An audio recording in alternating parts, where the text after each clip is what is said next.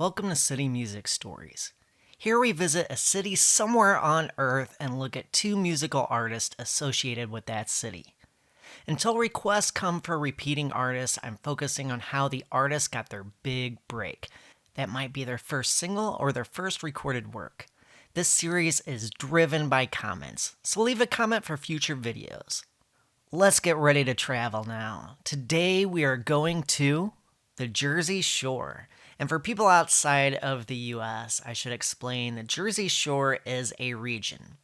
My YouTube friend Max Washington Songs, who has really been awesome with this series, give me good ideas for cities and musical artists.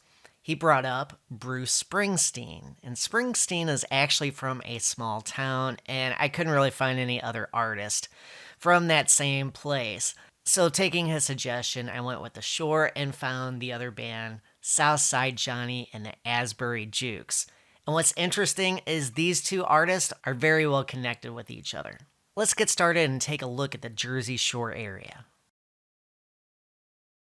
The Jersey Shore, known locally as the Shore, is a coastal region of the U.S. state of New Jersey. Geographically, the term encompasses about 141 miles of oceanfront bordering the Atlantic Ocean. The region includes Middlesex, Monmouth, Ocean, Atlantic, and Cape May counties, which are in the central and southern parts of the state. The Jersey Shore hosts the highest concentration of oceanside boardwalks in the United States. Famous for its many boardwalks with arcades, amusement parks, and water parks boasting hundreds of rides and attractions, the Jersey Shore is a popular vacation spot with residents of North Jersey, New York, and Pennsylvania. Due to New Jersey's peninsular geography, both sunrise and sunset are visible over water from different points on the Jersey Shore. In the description is a link to some tourist information. What I like about this article is it lists the different communities along the shoreline and different things to do in each one. I want to take a moment and thank my patrons because their contributions each month really make these videos possible. Yeah, you might see ads on here, but the ads don't do as well as Patreon does. If you like supporting indie creators like me, please consider it. It's as little as $1 per month, and you can pay $3 and $5 for some extra perks and things. I've been sharing weekly videos of live music performances, and that is a lot of fun because live music is happening again outside the city where I live. I'm getting lots and lots of video, and it's going on Patreon. Bruce Frederick Joseph Springsteen is an American singer, songwriter, and musician. He has released 20 studio albums, many of which feature his backing band, the E Street Band. Originally from the Jersey Shore, he is one of the originators of the Heartland rock style of music, combining mainstream rock musical style with narrative songs about working-class American life.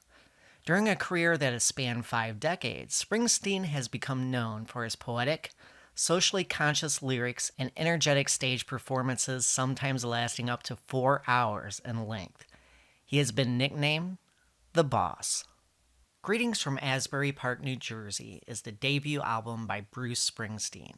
It is produced from June through October 1972 at the budget price 914 Sound Studios. The album was released January 5th, 1973 by Columbia Records to average sales but positive critical reviews. And you may have noticed Asbury Park on the map earlier. There are 2 singles from this album, Blinded by the Light and Spirit in the Night, and we're going to take a look at Blinded by the Light here.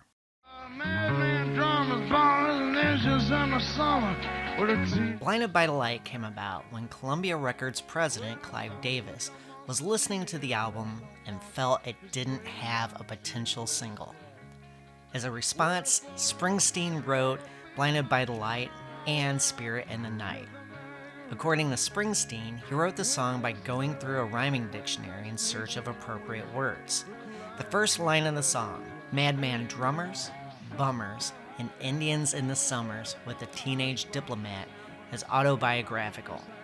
Madman Drummers is a reference to drummer Vinny Lopez. Indians in the Summer refers to the name of Springsteen's old Little League team. Teenage Diplomat refers to himself. As the adolescent pumps his way into his hat, recalls his aunt Dora Kirby claiming, Bruce never took off his baseball cap. Merry-go-round is baseball slang for when a pitcher keeps walking batters. Remainder of the song tells of many unrelated events, with the refrain, blinded by the light, cut loose like a deuce, another runner in the night. This original by Springsteen was commercially unsuccessful and did not appear on the music charts. There's a very famous cover of this song though. It's hard to find reviews of this song. There's a movie that came out with the title Blinded by the Light. That's a dramatization of a young person that's affected by Springsteen's music. In the description are links that I use to help get information for this video, and here is an excerpt of one of the articles I did find about this song.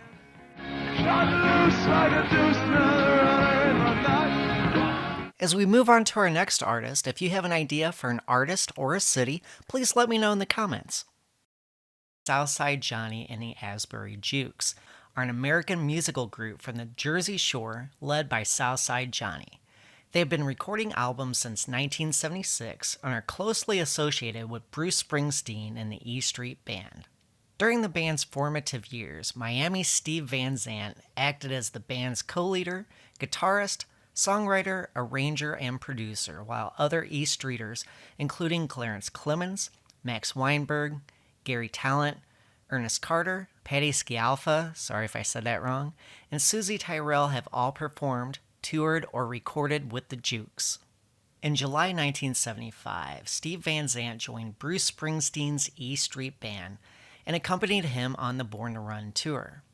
Meanwhile, back in Asbury Park, the Jukes became Southside Johnny and the Asbury Jukes and continued to play as the house band at the Stone Pony.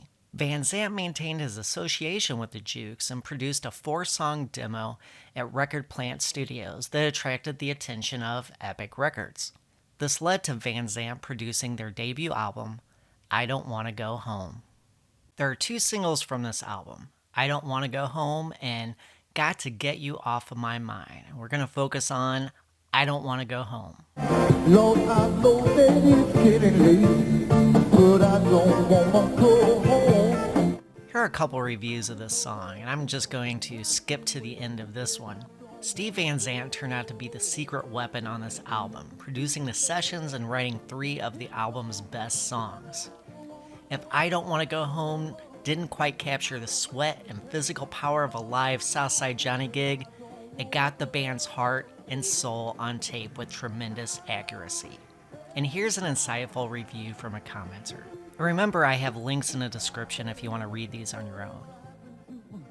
And the last one here comparing I Don't Want to Go Home to another song. The Van Zandt written I Don't Want to Go Home has more depth and soul.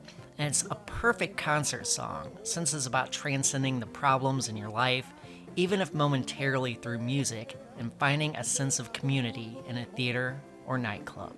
I know that it's time to go, but baby, I don't want to go. Thank you for watching along with me as I talked about these 2 artists. If you have an idea for an artist or a city, please let me know in the comments. I'll see you next time.